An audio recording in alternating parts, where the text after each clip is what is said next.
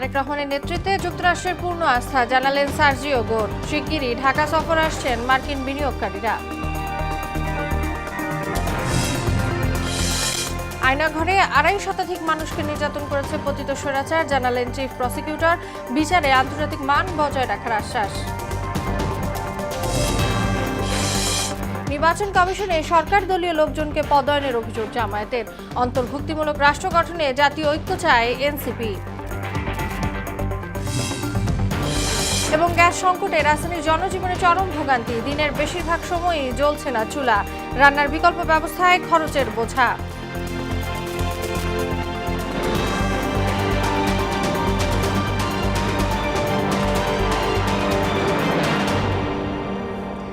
আসসালামু আলাইকুম, স্বাগত মোহনা সংবাদে। এতক্ষণ শুনছিলেন শিরোনাম, পুরো সংবাদের সঙ্গে আছি তাসনুবা বিনতে তাহের। প্রধানমন্ত্রী তারেক রহমানের নেতৃত্বে বাংলাদেশের বর্তমান স্থিতিশীল পরিবেশ নিয়ে সন্তুষ্টি জানিয়েছেন যুক্তরাষ্ট্রের দক্ষিণ ও মধ্য এশিয়া বিষয়ক বিশেষ দূত সার্জিও গোর। প্রধানমন্ত্রীর সঙ্গে তার বৈঠক শেষে কথা জানিয়েছেন সরকার প্রধানের উপদেষ্টা মাহদি আমিন। এদিকে সাংবাদিকদের সঙ্গে আলাপে সার্জিও গোর বলেন, বাংলাদেশে বিনিয়োগের উপযুক্ত পরিবেশ তৈরি হয়েছে, যার প্রতিফলন হিসেবে যুক্তরাষ্ট্র বাংলাদেশের জন্য বিদ্যমান ট্রাভেল অ্যাডভাইজারি ইতিবাচকভাবে সংশোধন করেছে। শিগগিরই মার্কিন ব্যবসায়ী প্রতিনিধি দলের ঢাকা সফরের সম্ভাবনার কথাও উল্লেখ করেন গোর। তানজিদ ভূঁইয়ার প্রতিবেদন। ঢাকায় ৩ দিনের সফর করলেন যুক্তরাষ্ট্রের দক্ষিণ ও মধ্য এশিয়া বিষয়ক বিশেষ দূত সার্জিও গোর। শেষ দিন সকালে তেজগাঁও কার্যালয়ে প্রধানমন্ত্রী তারেক রহমানের সঙ্গে বৈঠক করেন তিনি। বৈঠকে বাংলাদেশ যুক্তরাষ্ট্র দ্বিপক্ষীয় সম্পর্ক, বিনিয়োগ সম্প্রসারণ, আঞ্চলিক সহযোগিতা এবং স্বার্থ সংশ্লিষ্ট বিভিন্ন বিষয়ে আলোচনা হয়। পরে প্রধানমন্ত্রী কার্যালয়ের গেটে সাংবাদিকদের সঙ্গে আলোচনায় সার্জিও গোর বলেন, বাংলাদেশের সরকার প্রধানের সঙ্গে ফলপ্রসূ আলোচনা হয়েছে।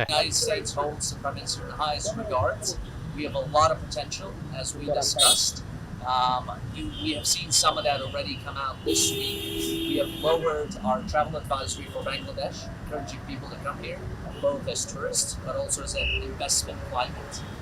Just next week, we're going to have a delegation visiting U.S. companies that are looking to invest in Bangladesh. তিনি জানান, মার্কিন ব্যবসায়ীরা বাংলাদেশে বিনিয়োগের জন্য আগ্রহী। বিনিয়োগের সম্ভাব্যতা যাচাইয়ে যুক্তরাষ্ট্রের একটি ব্যবসায়ী প্রতিনিধি দল শিগগিরই ঢাকা সফর করবে। We want to make sure that gets out there between our two sides that there's incredible potential, and whether that relates to the pharma industry, whether that relates to IT, there's a lot that the United States and Bangladesh can do together.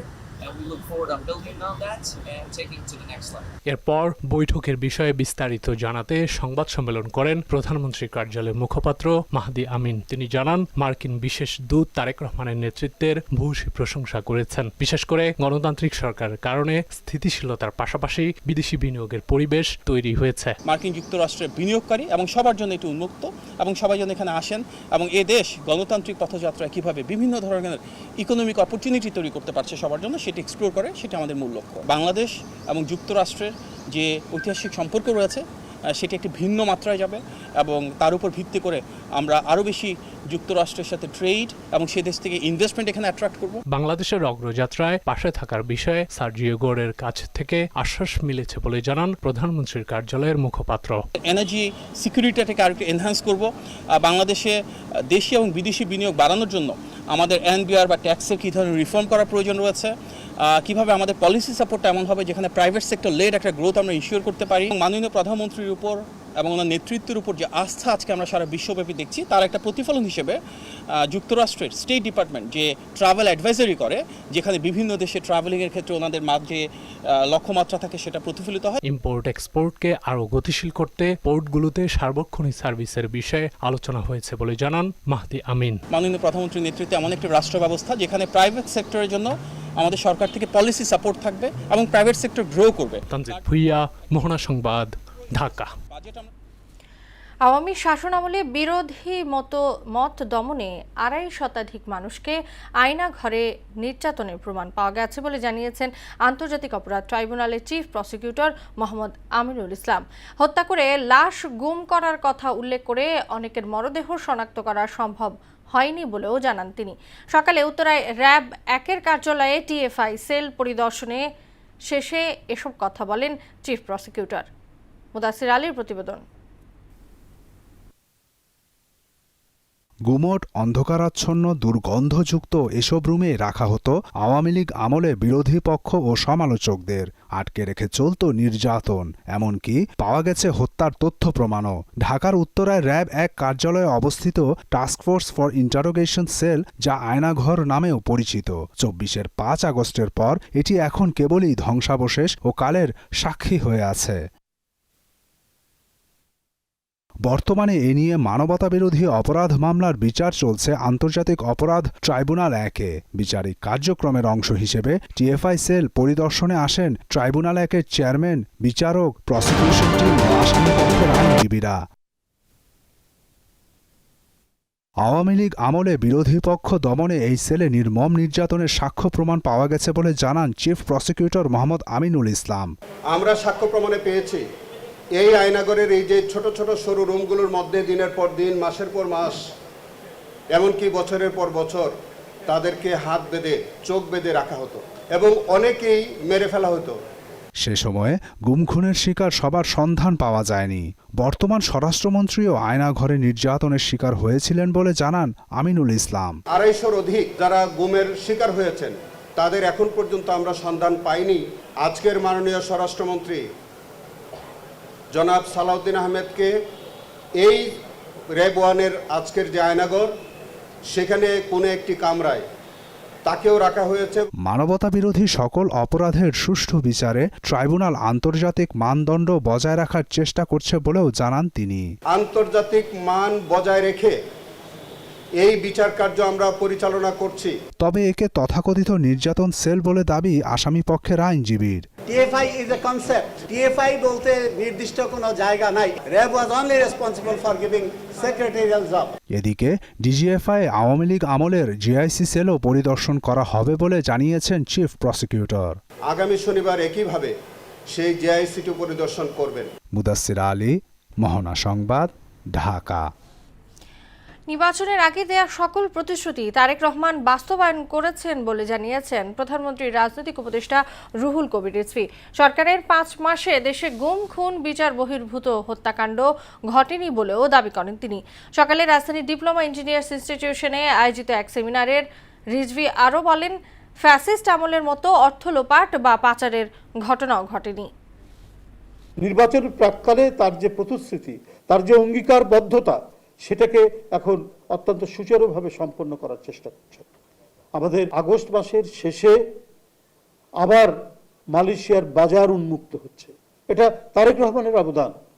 জনাব তারেক রহমান ক্ষমতাসীন হওয়ার পর থেকে রাষ্ট্রীয় পৃষ্ঠপোষকতায় আমরা কাউকে গুম হওয়ার কথা শুনিনি, আমরা কোনো বিচার বহির্ভূত হত্যার কথা শুনিনি, আমরা গুপ্ত হত্যার কথা শুনিনি, আমরা টাকা পাচারের কথা শুনিনি, আমরা ব্যাংক লুট করার কথা শুনি। চোখে চোখ রেখে নিজের স্বাধীন সার্বভৌমত্ব রাষ্ট্রকে ধরে রাখতে পেরেছেন তারেক রহমান এবং প্রত্যেকটি দেশের সাথে সমমর্যাদার ভিত্তিতে আমরা আমাদের পররাষ্ট্র নীতি পরিচালিত করব, সেই নীতি তিনি ঘোষণা করেছেন।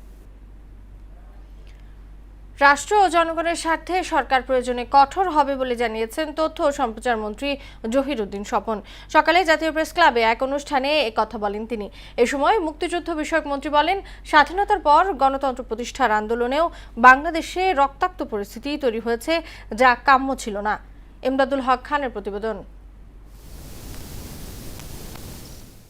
আমরা জিয়া পরিবার ও ফটো জার্নালিস্ট অ্যাসোসিয়েশনের যৌথ উদ্যোগে ফ্যাসিবাদের ১৫ বছর ও ২৪-এর গণ অভ্যুত্থান নিয়ে আলোচনা সভা ও আলোকচিত্র প্রদর্শনীর আয়োজন করা হয়। অনুষ্ঠানে বিএনপির দীর্ঘ রাজনৈতিক আন্দোলনের ইতিহাস তুলে ধরেন তথ্যমন্ত্রী জহিরুদ্দিন স্বপন। উঠে আসে প্রয়াত খালেদা জিয়ার নেতৃত্বে স্বৈরাচার বিরোধী আন্দোলন প্রসঙ্গ। একটি সামরিক স্বৈরতন্ত্রকে পরাজিত করেছেন, গোটা জাতিকে ঐক্যবদ্ধ করেছেন, তত্ত্বাবধায়ক সরকার ব্যবস্থার অধীনে নির্বাচিত হয়ে নির্বাচিত নারী প্রধানমন্ত্রী হিসাবে আবির্ভূত ঘটেছে। আন্দোলনে তরুণ প্রজন্মের অংশগ্রহণের কথা উল্লেখ করে তাদের অভিজ্ঞতা ও প্রজ্ঞার কথাও তুলে ধরেন জহিরুদ্দিন স্বপন। রাজপথের আন্দোলনের পাশাপাশি সামাজিক যোগাযোগ মাধ্যমে রাজনৈতিক উত্তেজনা ও বিভাজন প্রবণতারও সমালোচনা করেন তিনি। পার্লামেন্টের ছোটখাটো নাটককে রাজপথে এনে আরো বেশি ওটাকে বাষ্প দিয়ে দেন সোশ্যাল মিডিয়াতে নানান রকম যুদ্ধে লিপ্ত করার একটা প্রকল্প কেউ কেউ হাতে নিয়েছে। আলোচনার মাধ্যমে সমাধানের পাশাপাশি জনগণের স্বার্থে প্রয়োজনে কঠোর হওয়ার কথাও জানান তথ্যমন্ত্রী। যারা সমস্যা তৈরি করবেন আমরা তাদের সঙ্গে গঠনমূলকভাবে সমাধানের চেষ্টা করব, কিন্তু আঙুল যদি বাঁকা করতে হয় রাষ্ট্রের প্রয়োজনে, দেশের প্রয়োজনে, জাতির প্রয়োজনে, জনগণের প্রয়োজনে, সরকারকে তো অবশ্যই তা করতে হবে। আর স্বাধীনতার পর গণতন্ত্র প্রতিষ্ঠার আন্দোলনে বাংলাদেশে রক্তাক্ত পরিস্থিতি তৈরি হয়েছে, যা সাধারণ মানুষ কল্পনাও করেনি বলে মন্তব্য করেন মুক্তিযুদ্ধ বিষয়ক মন্ত্রী। মুক্তিযুদ্ধের মধ্য দিয়ে যে দেশটা স্বাধীন হয়েছে, সেই দেশে গণতন্ত্র প্রতিষ্ঠা করতে গিয়ে এভাবে রণাঙ্গনের মতো রক্তাক্ত পরিস্থিতি তৈরি হবে, এটা বোধহয় বাংলাদেশের মানুষ কল্পনাও করেনি। অতীতের নির্যাতন ও ফ্যাসিবাদের ভয়াবহতা অনুভব করে ভবিষ্যতে এমন পরিস্থিতি যাতে আর না আসে সেজন্য প্রতিজ্ঞাবদ্ধ হওয়ার আহ্বানও জানান তিনি। আর যেন অন্যদিন এই ধরনের ফ্যাসিবাদ বাংলাদেশকে সবল মারতে না পারে, তার জন্য আমরা প্রতিজ্ঞাবদ্ধ। এমদাদুল হক খান, মহানা সংবাদ, ঢাকা। স্থানীয় সরকার নির্বাচন নিয়ে উদ্বিগ্ন বিরোধী দল এমন মন্তব্য করে জামায়াতে ইসলামীর আমির ডাক্তার শফিকুর রহমান বললেন, নিজ দলের লোকজনকে নির্বাচন কমিশনে পদায়ন করছে সরকার। সিলেটে এক অনুষ্ঠানে এই কথা বলেন তিনি। আলাদা অনুষ্ঠানে দলটির সেক্রেটারি জেনারেল মিয়া গোলাম পরোয়ার বলেন, জুলাইয়ের রক্ত ব্যবহার করে যারা ক্ষমতায় গিয়েছে তারাই এখন জুলাই ভুলে গেছে। সিলেট প্রতিনিধিকে সঙ্গে নিয়ে উষা ফেরদৌসের রিপোর্ট। গণভোটের রায় বাস্তবায়ন ও জুলাই গণহত্যায় জড়িতদের বিচার দাবিতে রাজধানীতে জামায়াতে ইসলামীর এই বিক্ষোভ মিছিল। মহাখালী কলেরা হাসপাতালের সামনে থেকে বিক্ষোভ মিছিলটি 7 রাস্তায় গিয়ে শেষ হয়। এনসিপির ওপর সাম্প্রতিক হামলার নিন্দা জানিয়ে বক্তারা বলেন, জামায়াতকে মুছে দেওয়ার ষড়যন্ত্র চলছে। জামায়াতে ইসলামীকে প্রশাসনিক ক্ষমতা প্রয়োগ করে নিষিদ্ধ ঘোষণা করেছিল। হাসিনার রাজনীতির ইতিহাসে এর চাইতে বড় ব্লান্ডার মিস্টেক আর কিছুই ছিল না। জুলাই যোদ্ধাদের উপরে কোনো হাত উঠে সেই কালো হাত ভেঙে দিতে হবে। বিক্ষোভ সমাবেশে জামায়াতের সেক্রেটারি জেনারেল মিয়া গোলাম পরোয়ার অভিযোগ করে বলেন, বিএনপি জুলাইকে ভুলে যেতে চলেছে। জুলাই সনদ বাস্তবায়নের কথা বললেও গণভোটের রায় নিয়ে গড়িমসি করছে দলটি। জুলাইয়ের রক্ত ব্যবহার করে যারা ক্ষমতায় গিয়েছে তারাই জুলাইয়ের চেতনাকে ভুলতে বসেছে। আজকে আবু সাইদ মুগ্ধের স্লোগান দেই, জাবের ইব্রাহিম, আনাস মেহেদি হাসান, পুলিশের এপিসি কার থেকে ছুঁড়ে ফেলানো ইয়ামিনের লাশ, হাজারো সহস্রাধিক মায়ের চোখের পানি, কোন নিষ্ঠুর পাষাণ ছাড়া এগুলো কেউ ভুলতে পারে না। এদিকে সিলেটে একটি স্থানীয় দৈনিক পত্রিকার প্রতিষ্ঠাবার্ষিকীর অনুষ্ঠানে জামায়াতে ইসলামীর আমির ডাক্তার শফিকুর রহমান বলেন, স্থানীয় সরকার নির্বাচনকে প্রভাবিত করার চেষ্টা করছে সরকারি দল, যা উদ্বেগজনক। সরকার নির্বাচন কখন হবে এটা এখনো ঠিক হয়নি। 2 নম্বর হলো, সরকার কিছু প্রক্রিয়া শুরু করেছে, আমরা উদ্বিগ্ন। একজন দলীয় লোক 5-7 বছর আগে যিনি অবসর নিয়েছেন, একেবারে খাস দলীয়, তাকে নির্বাচন কমিশনে পোস্টিং দিয়ে পদায়ন করা হয়েছে। অতীতের যে নির্বাচন গেল 26 সালের 12 ফেব্রুয়ারি, এটা দেখে আমরা এমনিই শঙ্কিত। বিএনপি দলীয় লোকজনকে নির্বাচন কমিশনে পদায়ন করা হচ্ছে বলেও অভিযোগ করেন ডাক্তার শফিক। উষা ফেরদৌস, মোহনা সংবাদ। ফ্যাসিস্ট আওয়ামী লীগ আমলে সংখ্যালঘুরা বেশি নির্যাতনের শিকার হয়েছে বলে দাবি করেছেন বিরোধী দলীয় চিফ হুইপ ও এনসিপি আহ্বায়ক নাহিদ ইসলাম। বিকেলে ঢাকা রিপোর্টার্স ইউনিটিতে গণ অভ্যুত্থানে সংখ্যালঘুদের অবদান নিয়ে সম্প্রীতির জুলাই শীর্ষক আলোচনায় এসব কথা বলেন তিনি। অন্তর্ভুক্তিমূলক রাষ্ট্র বিনির্মাণে জাতির বিভাজনকারীদের বিরুদ্ধে জাতীয় ঐক্য গড়ে তোলার আহ্বান জানান এনসিপির আহ্বায়ক। তিনি বলেন, সংখ্যালঘুদেরকে যাতে কেউ রাজনৈতিক হাতিয়ার বানাতে না পারে সেজন্য সব দলেই সমান অংশগ্রহণ নিশ্চিত করা জরুরি।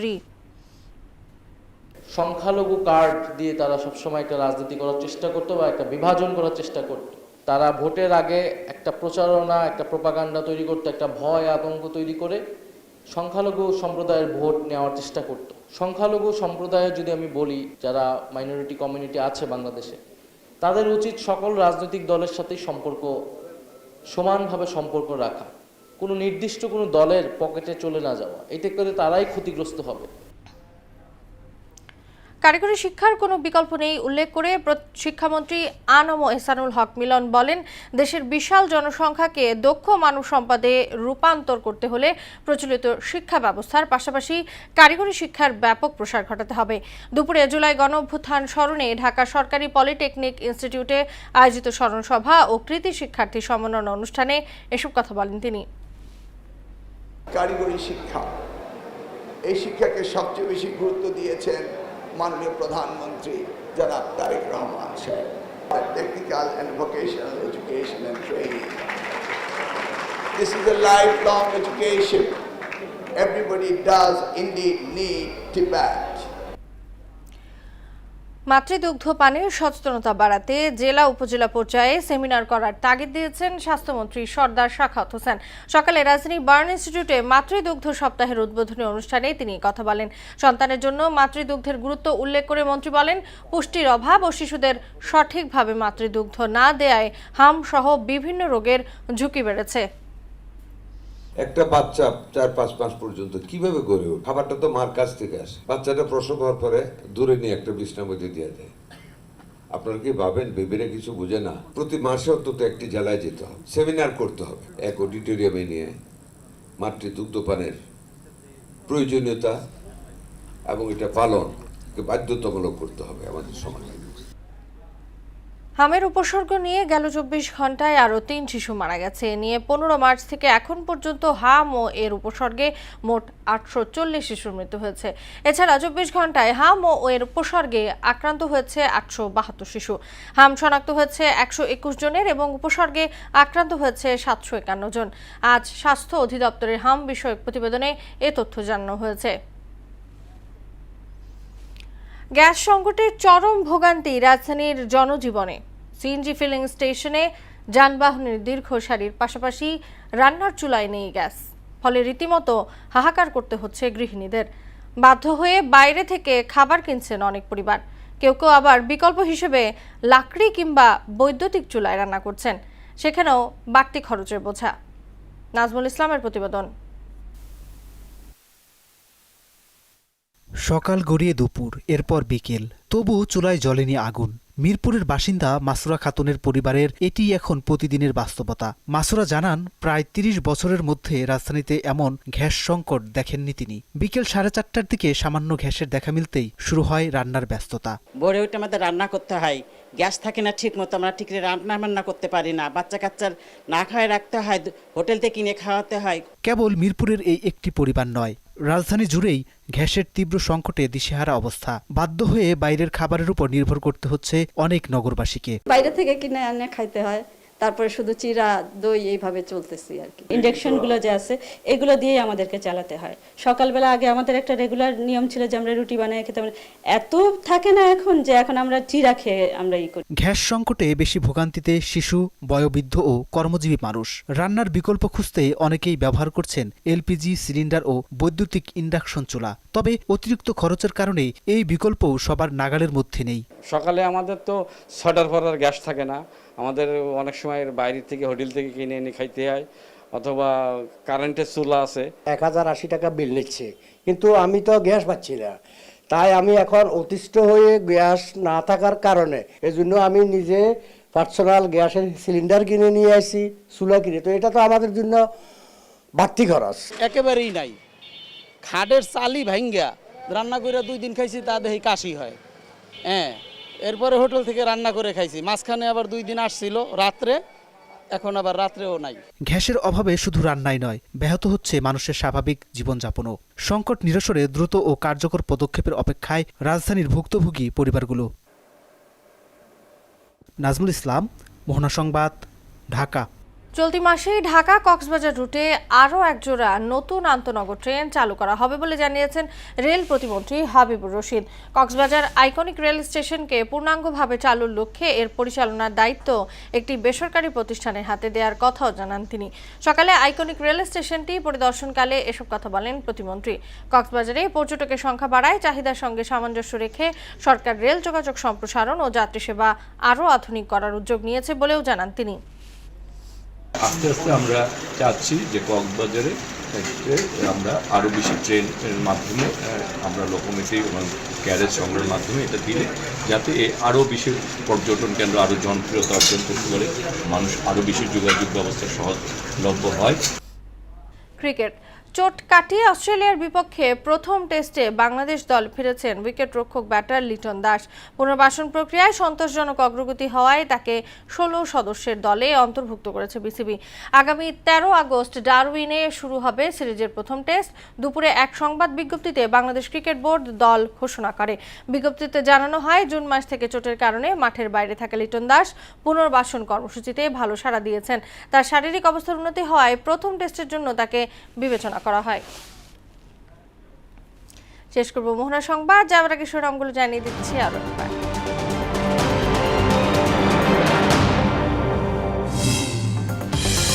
তারেক রহমানের নেতৃত্বে যুক্তরাষ্ট্রের পূর্ণ আস্থা জানালেন সার্জিও গোর। শিগগিরই ঢাকা সফরে আসছেন মার্কিন বিনিয়োগকারীরা।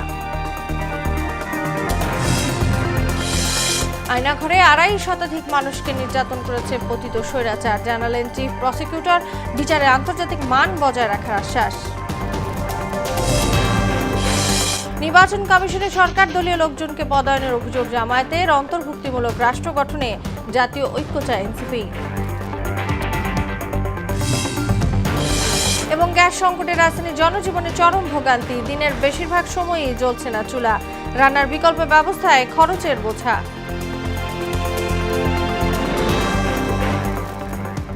এই ছিল মোহনা সংবাদে। পরবর্তী সংবাদ রাত 12টায়। মোহনার সবশেষ খবর জানতে ভিজিট করুন www.mohana.tv। সংবাদ দেখতে পারেন ফেসবুক ও ইউটিউবেও। এতক্ষণ সঙ্গে থাকার জন্য ধন্যবাদ সবাইকে।